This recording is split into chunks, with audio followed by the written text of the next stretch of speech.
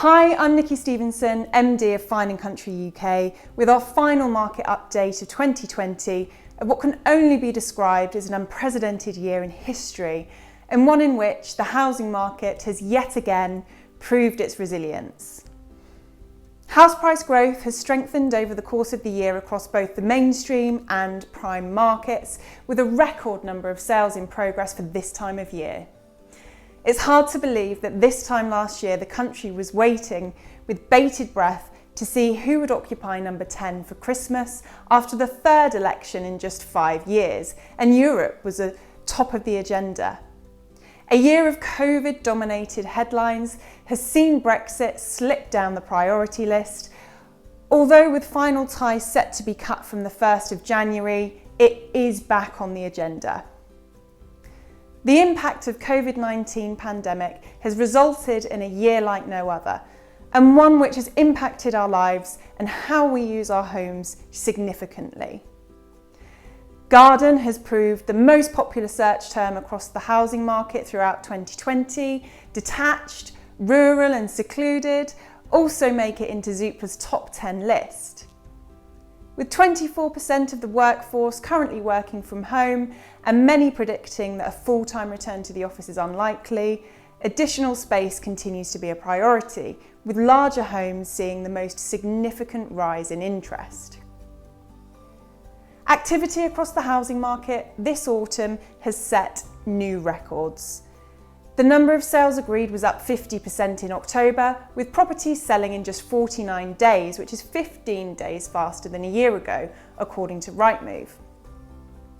According to HMRC, it is estimated that over 105,000 transactions completed in October, the highest monthly figure since March 2016, and up 8.1% year on year. Data from the Bank of England reveals that mortgage approvals remain robust, with gross mortgage lending at its highest level since the housing market entered lockdown in March. Despite the availability of fewer mortgage products across the marketplace, at 2.12%, the average mortgage rate is historically low and demand levels remain high.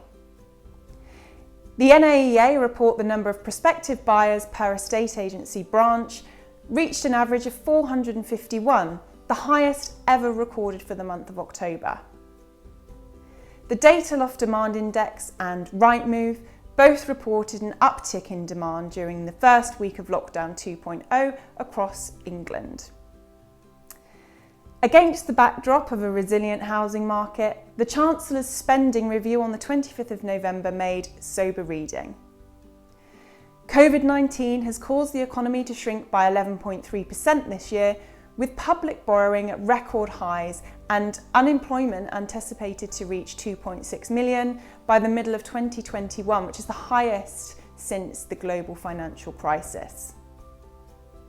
Continued government financial support and the extension to the furlough scheme to March will help many, and the introduction of a successful vaccine programme will undoubtedly aid economic recovery.